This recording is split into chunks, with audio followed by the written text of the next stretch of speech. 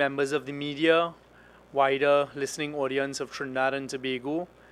I'm pleased to welcome you to this afternoon's post-cabinet media conference, and we have with us today the Honorable Prime Minister, who will be the sole speaker today. And at this stage, he's here to address a particular issue, so I'd like to invite the Honorable Prime Minister to come to the podium.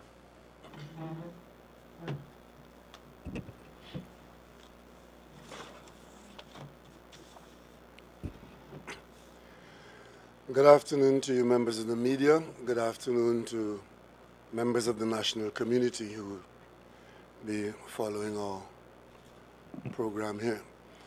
Today is a little different, and I would want you to understand that I am very reluctantly engaging in this conference, but it's very necessary that I do that. So at the end of it, I would only take questions specific to the subject, and I would not be engaging in any wide-ranging press conference as such as we normally would. It was not my intention to be here today. Actually, we had some other matters which we wanted to raise with you, but given the nature of matters which have been put before the public, I, as Prime Minister, feel duty-bound to clarify for the public what has happened yesterday. Let me begin by giving the assurance to members of the national community that as Prime Minister, I conduct the affairs of this office fully cognizant of the requirements of our Constitution. Against that background, I can tell you I am required by the Constitution to meet with the President and to keep the President advised as to the state of play with respect to the governance of Trinidad and Tobago. I do so on a regular basis.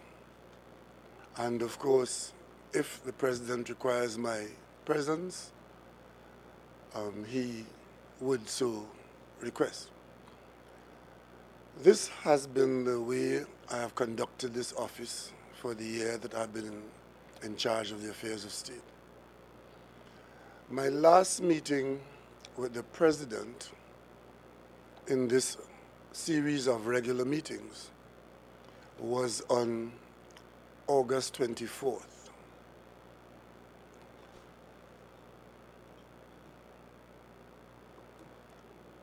On Monday, the 5th of September, just about 9:30 in the morning, I was in Tobago, and I received a call from the Minister of National Security telling me that he had tried to see me here in this office. Discovering that I was in Tobago, he called me to tell me that he was requested to attend upon the President.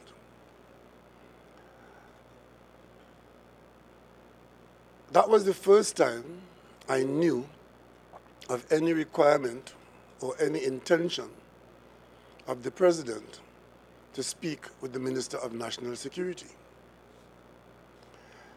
I was surprised, and in expressing that surprise to the Minister, I asked the Minister, what is this about?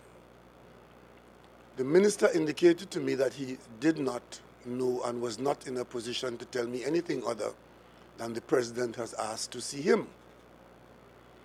I then thought that it might be something personal or something to do with his family or his immediate security and so on. And I said to the Minister, well then, find out.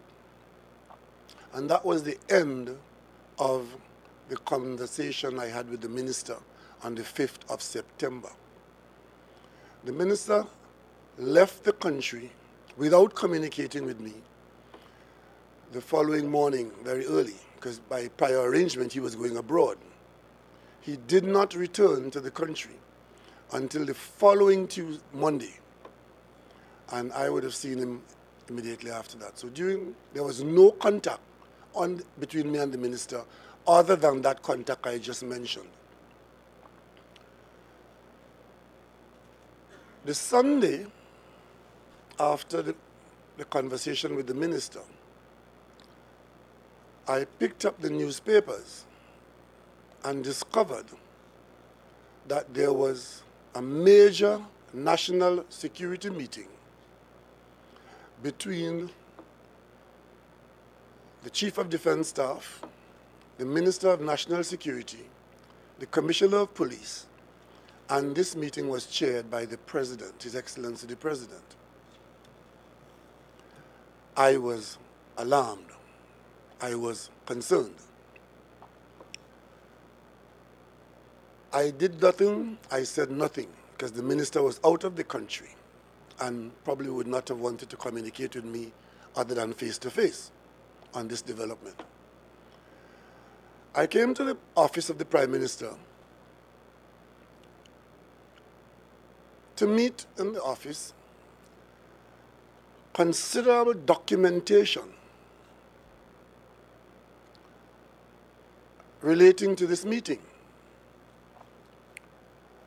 A 30-point document covering virtually every area of national security,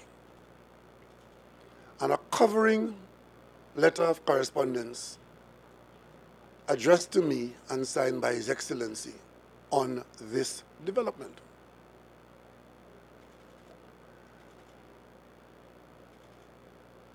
The letter from His Excellency to me contained a phrase that had me very concerned. And the phrase was that he had the consent of the attendees to tell me what happened at this meeting. As Prime Minister of Trinidad and Tobago, I did not want to rely only on my interpretation of these developments. I sought the advice of senior counsel with respect to the line of reporting and communication between Minister, Prime Minister, and President on this specific matter, and the normal course. Senior counsel received all the documentation that I had in my possession on the matter, and senior counsel reported back to me that my concerns were well-founded. I then, through the head of the public service, would have transmitted to the President correspondence of my views on this development. That is the sum total of my involvement in this matter with the President. I summarize, contrary to what has been said, there are two things I have to address. One, that I approved, not once, not twice, but 3 times, meetings between the National Security Minister and the President. For the record, I was unaware of any such development, and it's against that background when the minister told me that he was summoned by the President, I asked him immediately, what is this about? The minister could not tell me, and that was my concern. There's a second allegation being made against me, and that is that I have leaked irresponsibly or recklessly confidential, classified correspondence from the President to me. I have done no such thing. In fact,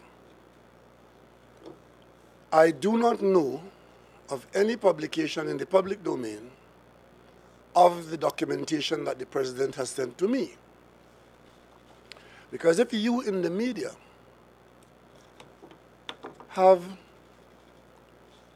this document, which is the President's letter to me, you would be very incompetent if you had not noticed that in the document it speaks of the very important consideration of consent required by the president for the provisions of the secret meeting to be made available to me.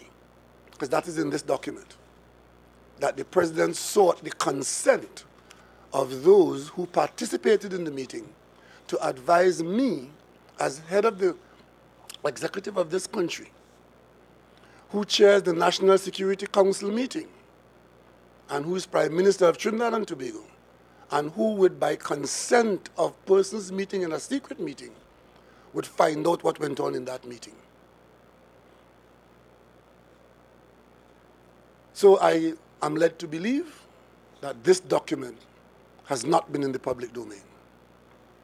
And had the accompanying documents being in the public domain, you would have in your possession somewhere the 30-point issues dealt with in the 3-hour meeting. I have not seen that in the public domain. So I do not come to the conclusion that it's out there.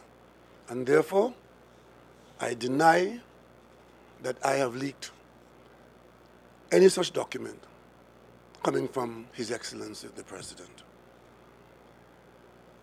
And that being the case, when I received the advice from Senior Counsel, and given what this matter represents, and given how it has developed, I reported to the Cabinet, and I advised the Cabinet of the advice that I got. And the Cabinet was told or reaffirmed the requirements of the Constitution as it relates to ministers reporting to the Prime Minister and or to the President. And that is the involvement of my government and myself and my office in this matter. I watched certain things developing, and most of it developed in the public domain.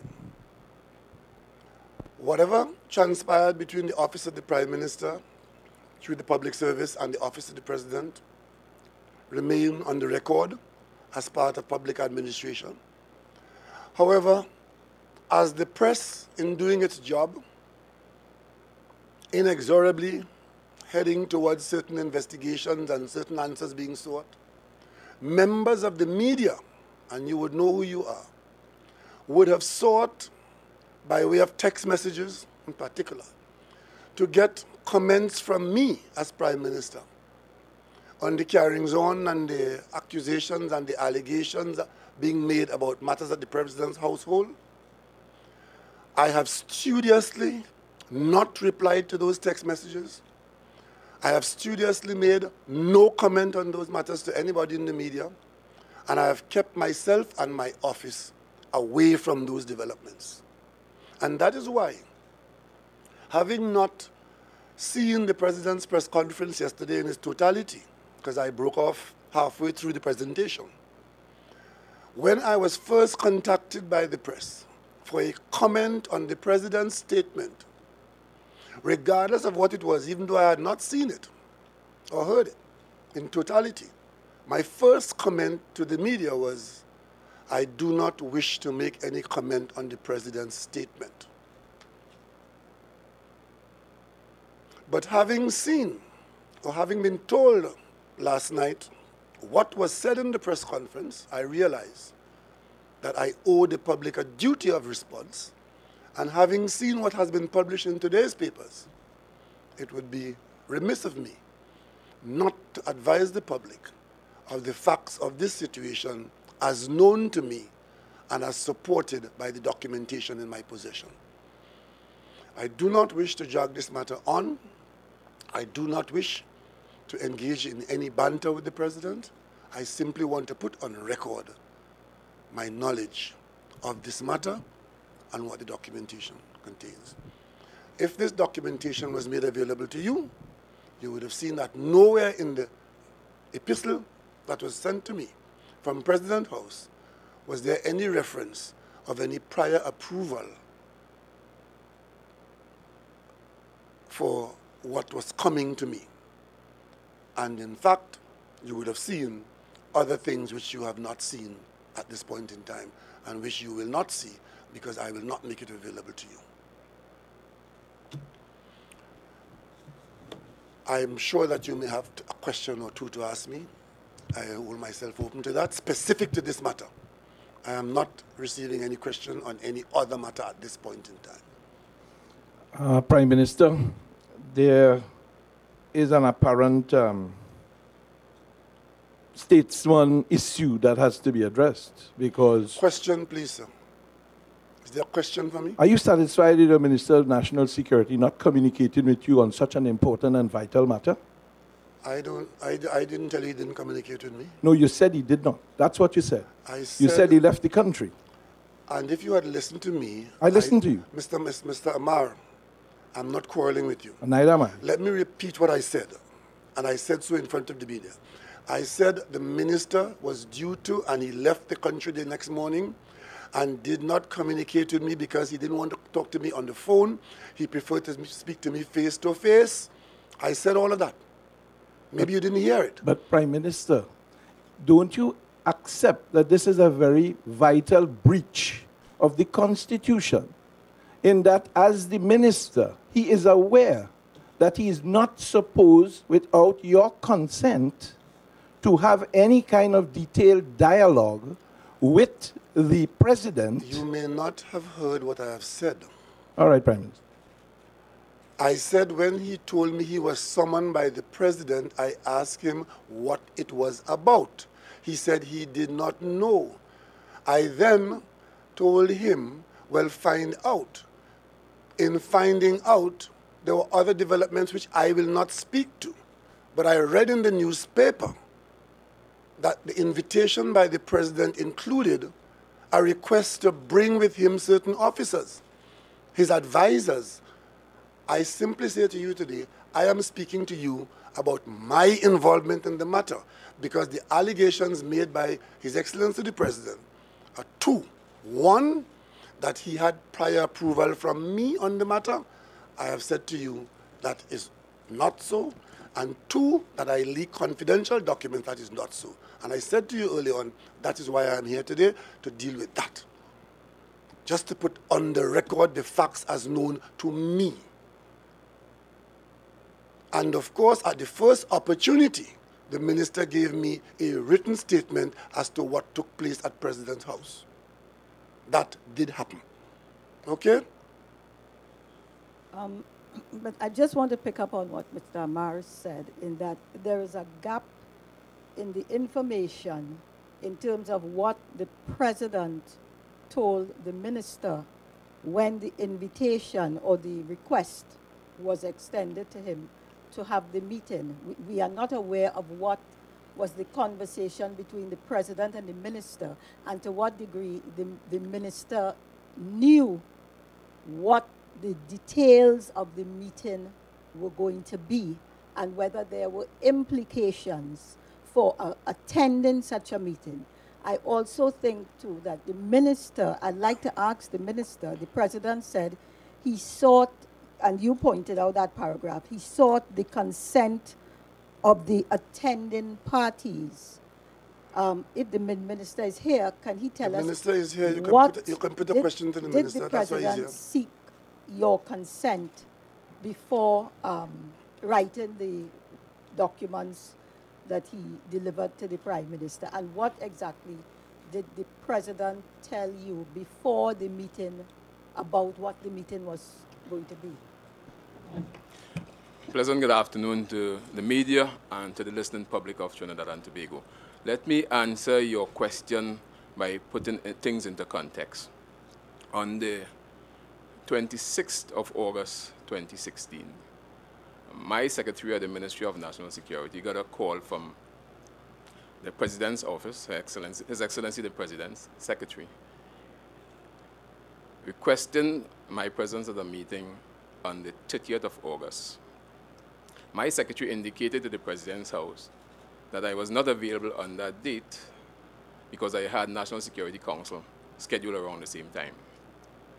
On Friday, the 2nd of October, of September, sorry, of 2nd of September, communications between the President's House and my secretary requested that the meeting be scheduled for Monday the 5th. At that time, my secretary inquired as to what was the nature of the meeting. And she was told that it was basically security related. Those were the words that was used. I was also told that I should bring my advisor with me at the meeting. It was on Friday the 2nd. On Monday the 5th of September, I came to the office of the Prime Minister to see the Prime Minister on a face-to-face. He wasn't available, and I therefore called him by telephone. I spoke to the Prime Minister and indicated to him that I was requested to have a meeting with the President, His Excellency the President, at 12:30 on the very same day as Monday the 5th. The Prime Minister was concerned in my response to him. He was concerned as to what was the nature of the meeting. I indicated to the Prime Minister I was not aware as to what is the nature of the meeting. And he said to me to go ahead and listen to what the President has to say. And I attended the meeting. Before that, over the weekend, I had indicated to the Chief of Defense Staff and the Commissioner of Police that they should be prepared to accompany me at the meeting at the President. I attended the meeting at the President's House at 12:30 on Monday the 5th. The meeting lasted for about 3 hours, and we dealt with several issues. And was your consent sought? Let me just intervene here. All of this of requests for meeting and postponement of date and all of that, and the presence of officers of the Chief of Defense Staff and Commissioner of Police, all of this was not known to me. That is correct. Until I read the papers after. Yes. Okay? And that is correct. So that's the background against which the allegations made against me has to be taken. I found out that there was a request for the minister and advisors in the newspaper when it came out in the paper. Okay? Was your consent sought by the President? And another thing, I don't want to, now that you have put the question to the minister, I don't want us to confuse. My saying to the minister, okay, find out. If he has requested your presence, and find out.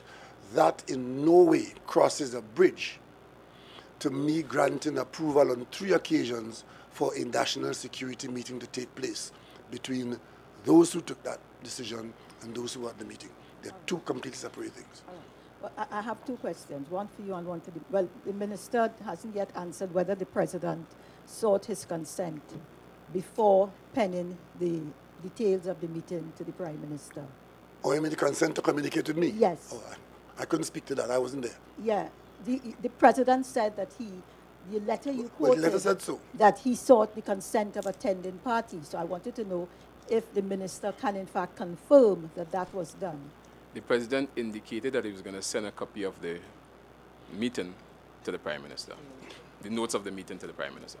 Okay. And all right. One other question.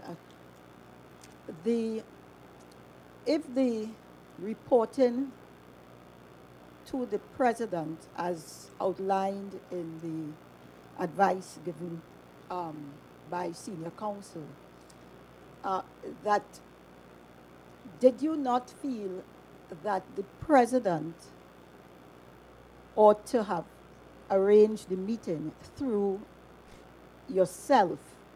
In other words, when the minister told you that there was this meeting that he was called to at the President's house, did you not think that the constitutional boundaries were already being breached when the President sought directly to communicate to the minister rather than to have you tell the minister, go and see the President on my instructions? Well, understand what I said. When the minister told me that the President sought his attendance, I could not have imagined that it had to do with a full-fledged national security meeting being chaired by the President. I assumed that it had to be something personal or private or immediate. The President has a family, he has children, he has a wife, he has whatever. I don't know. And that's why I said to the minister, what is it about? And since he couldn't tell me, I assumed that it was something along that line, and that's why I said to the minister, go and find out. And if that is what is being interpreted as license to conduct a national security meeting and generate a 30-point national security document, then I beg to differ. But more importantly, that was the only instance in which any reference could be made to approval or non-approval, because I know of no prior instance where I would have given any clearance, not once, not twice or 3 times, for a national security meeting involving the Chief of Defense Staff, the Commissioner of Police, and the National Security Minister. The first time I would have seen any such thing, as I said before, this alarming development is when I read the newspapers. And I awaited the Minister of National Security telling me face to face what went on there. The minister having been out of the country, I waited until he got back. In the meantime, I received a document from the president on the matter. And then it became clear to me what had transpired. And I proceeded to get advice as to how I should view what had transpired. Because I had my own opinion, but I did not want to be guided by my own opinion. I wanted to be guided by the opinion of learned senior counsel. Prime Minister, given the fact that you told your Minister of National Security to find out what it was about, and in the interim, he met with the President, do you believe that the Minister was out of line? And no, I don't believe any so. punitive measures, can they be expected? No, I do not believe that the Minister did anything out of line. I could find out that you are in this room, but I don't mean to throw you out or to kill you. Okay, another question is, given the fact that we have 2 of the most senior statesmen, as it were, in the country, saying completely different things, who is the public to believe, and how will that affect relations between yourself and the President? That question I would leave that entirely up to the citizens who would have heard from him and from me. And my response today is based on the documentation and the witness. Do you see any further need to defend your position or support this document? I have said all that I intend to say on this matter. Prime Minister, when next do you expect that you'll meet with the President? I don't know, but I intend to discharge my responsibility under the Constitution. Thank you very much.